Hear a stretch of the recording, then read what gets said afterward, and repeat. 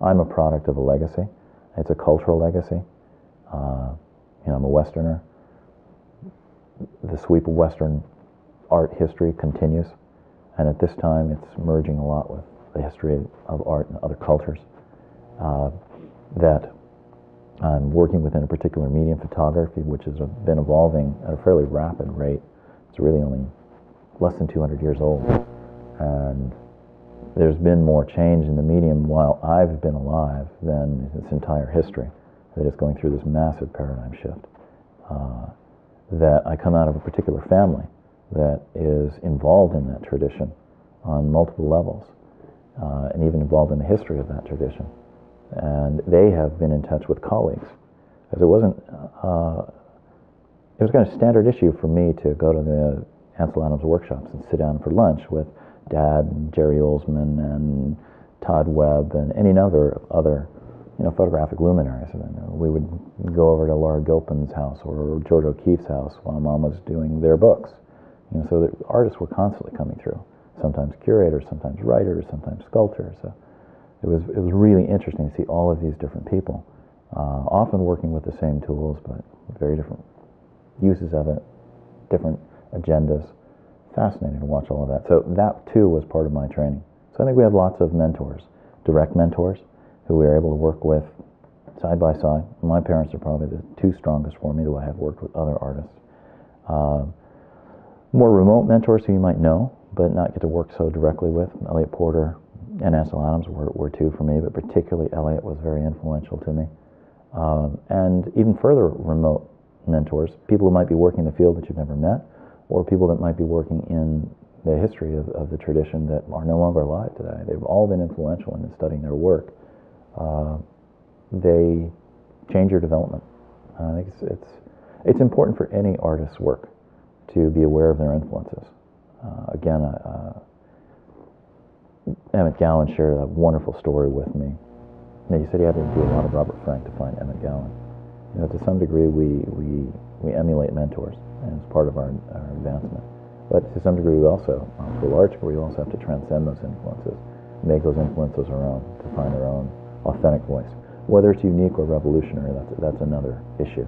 I don't think you get the whole sense of revolution within the Eastern traditions. Working within a tradition is very much celebrated, where in the West, unfortunately, revolution seems to be celebrated more than advancing tradition, or at least that's become the way in the last century. I think it's very important to understand and be aware of all of your influences, because if you're not aware of them, you're not in control of them. Knowledge is power, and to some degree it's freedom. So if you're unaware of what's moving you, you may not be free from it, free to make another choice.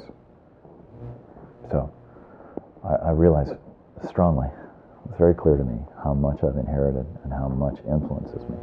That also allows me to realize when something new is coming through, and helps me to be able to find and refine my own voice, what seems to be singular there. Many times when I come and review an artist's body of work, they'll often come to me and show me all these images and say, well, what do you think? Where should I go? What do you see? What can I improve?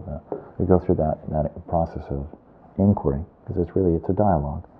I'll often ask them one question. Okay, out of all of the stuff that you got here, your best work, if you had to tear up and destroy all of it except for one, what would you keep? Which one? And I had to take my own medicine last year. I asked myself that same question, and I came back to this symmetrical blue cloud formation, which was a seminal image for me. Really started out, it didn't start, but it clarified my use of symmetry. I've been using symmetry before that because I was interested in fractal geometry, and I was using it to make planes. I expanded this whole series of symmetrical cloud formations. Like mandala patterns there, but they become like Rorschach patterns that are highly associative. People see all kinds of things in the images.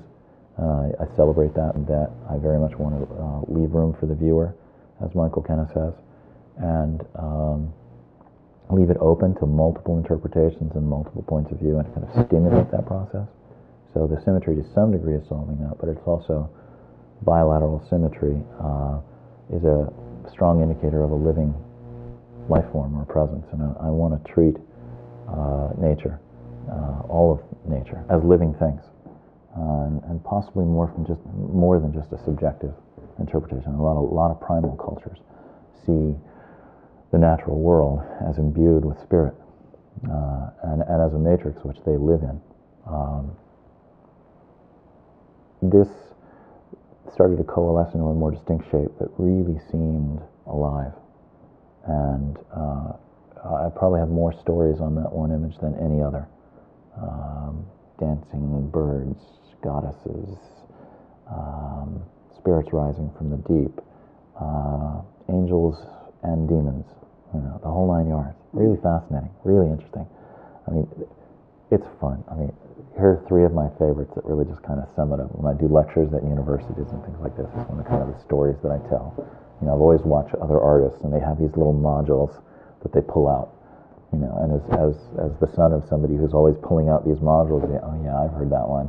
And you should have seen like Arnold Newman. You get to know him better, and you say, I know that module. And Gussie, his wife, is just like, Arnold, I've heard this. It's like, but at any rate, it helps to kind of lock onto that. I remember being in one of the earlier shows. This gentleman reeking of scotch and smoke came up to me and said, I love your satanic icon. I'm looking around and like, yeah, where? Show me. And he brings me over to this image, and that's the antithesis of how I was relating to it, both at the moment of creation and at that moment. And it does change. And sometimes in relationship to the way that my viewers, particularly students, relate to them.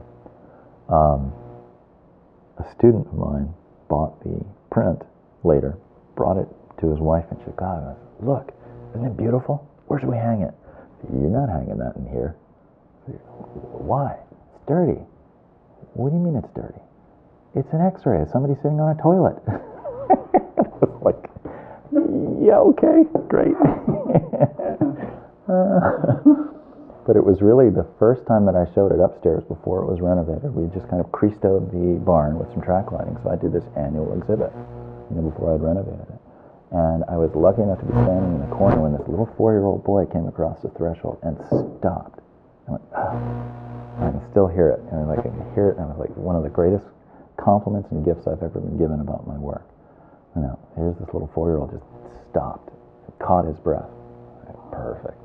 And then you know how 4-year-olds are, his arms start waving, he starts spluttering. Wow, it's a giant sneeze.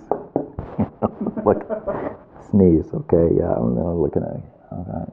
The title of the piece, Avra, that's the Sanskrit word for breath. Breath, sneeze, close enough. Yeah. So a lot of times you're looking for confirmation that what you're trying to communicate has really been received, but you have to listen a little more openly, that we're all kind of playing like the game thesaurus, that we're using different languages and have different reference points.